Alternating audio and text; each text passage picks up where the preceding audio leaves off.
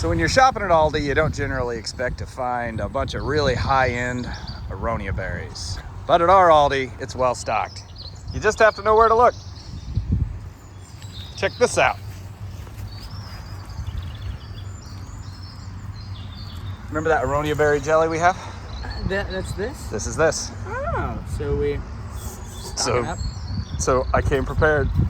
What you do is you just come down to the base, clip off, I call it like a whole hand of the berries, toss them in the bowl.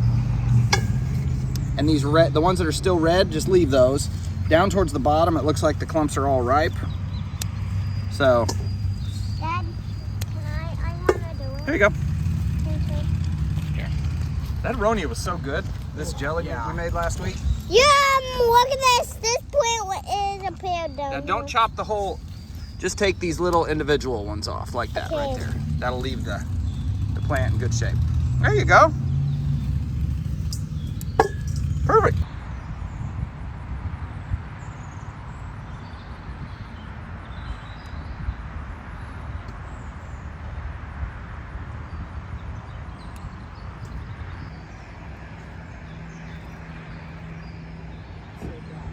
When you say high-end, what do you mean by that?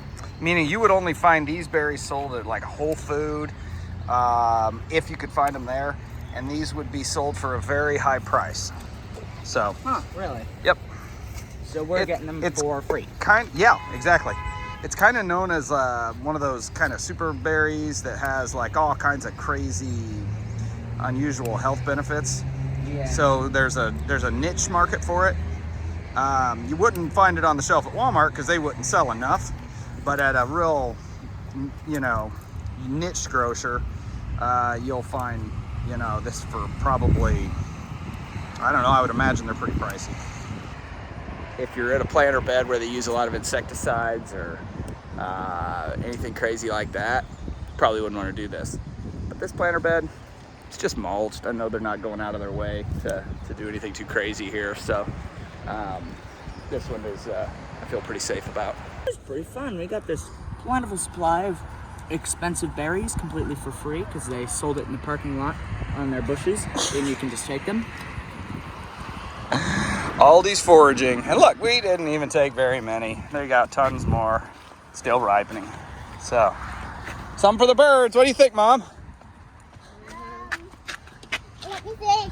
I'm not certain what I think yet. Are you questioning your choices in life? I'm thinking I should park on the other side of the parking lot. Not to be seen with me. All right. We did buy some stuff at Aldi's too, so I mean, we bought these 3 things Kiwis and got all of that for free. Orange sauce. So I think the conclusion from this is that if you have the will, you really can find food just about anywhere, even at Aldi's.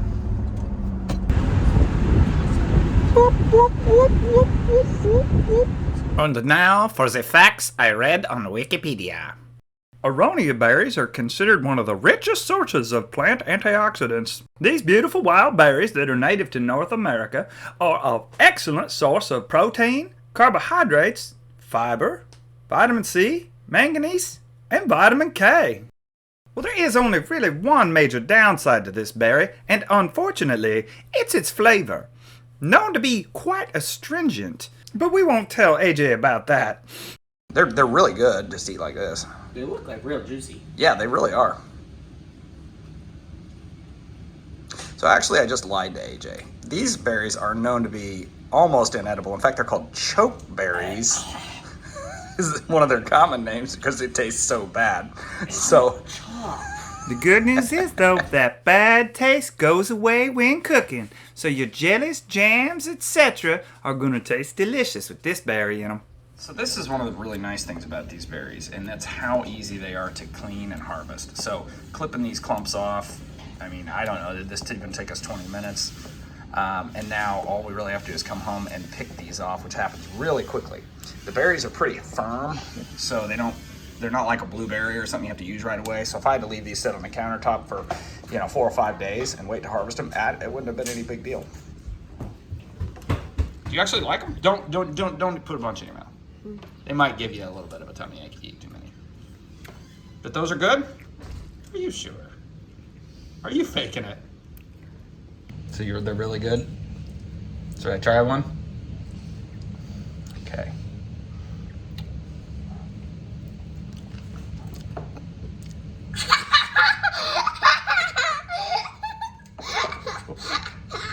Oh, how did you eat those with a straight face?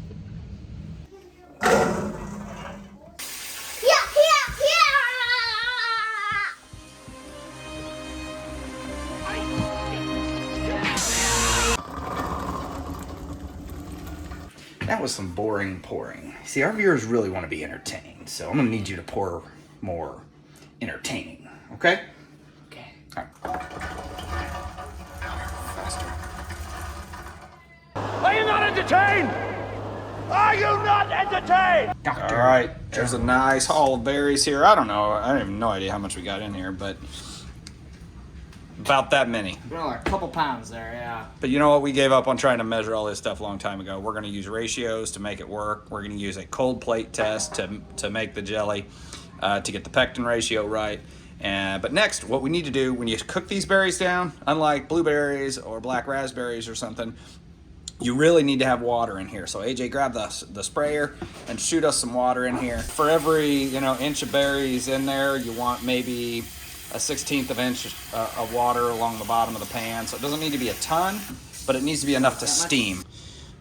We'll start off at about a 4 and go ahead and put the lid on AJ. And now we just sit back and stir it every 10 minutes or so, maybe 15 minutes when we're getting started. And we'll come back and check it. With as many as we have in here, it's probably gonna be an hour of cooking to get them ready for the next step. In the meantime, now we've got to go get our other ingredients that we're going to put in from the garden. Okay, so we're going to go grab rhubarb.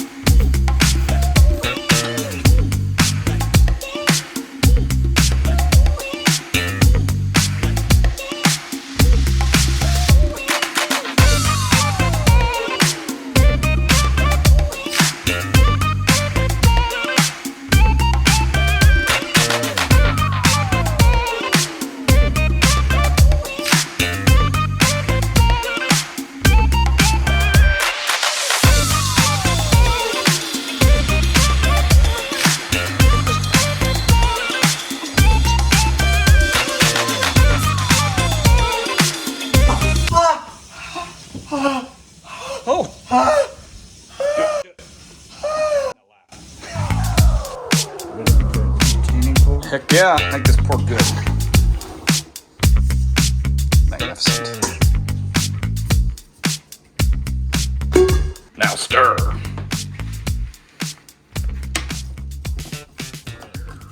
Stir the combined weight of one millionth of my father.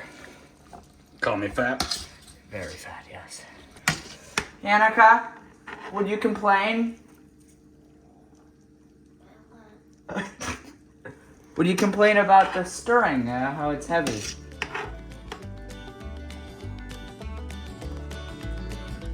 Annika's on my side.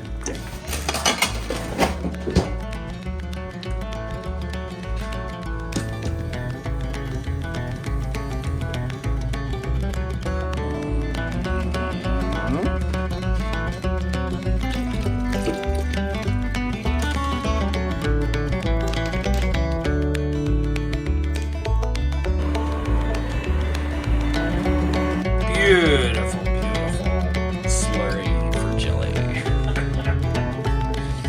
This is our pectin. We don't buy the sissy little packets of pectin like everybody else. We go all in and bought a 25-pound container because buying in bulk makes sense when it's something you use about 20 ounces of a year. Hindsight's 20/20 on that. But I do a frozen plate in the freezer to do a test on, so I just kind of eyeball it. It's a little hard with pectin, but the good news is if you don't get enough in there, it just becomes syrup. So this is either going to be syrup or jelly. Put the pectin in. I want to bring it to a hard boil. Then I need to do a plate test, and I can add more pectin. But what I've found is that recipes are for sissies. So here we go.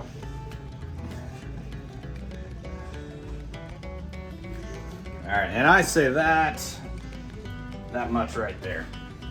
Maybe that much again. Here, oh, just a little bit. There we go. Ah, feeling it. That's it.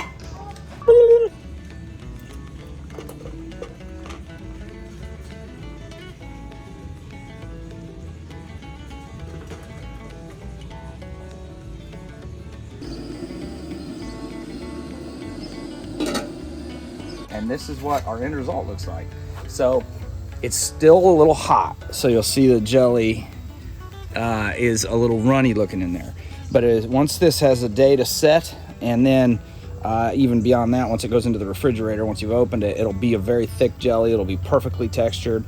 It'll just take it probably about 24 hours before you really see it hold still in the jar. But this is all, I mean, the Aronia berry and the rhubarb were both free to us because we had one growing in the garden and the other one we found growing at the Aldi's parking lot. So pretty good when you figure this stuff. You know, if you bought this quality of jelly at the store, you know, these are easily $8 to $10 a jar is what these sell for. So when you figure that up, you know, we got, you know, well, I think it was 22 jars. There's 2 inside that are in the fridge that we didn't can just because we figured we'd use 2 jars that fast and it saved us a round in the can. $120 if you're doing it with $10 a jar. Yeah, so and this is easily that quality jelly. Yeah. So, and this I would say is going to be close to a year's supply for us. So the kids do eat a lot of PB&J stuff. PB&J, a lot of toast and jelly, a lot of that stuff here. So, do you think we should say anything to like close out this video, or should we just like? Darkness.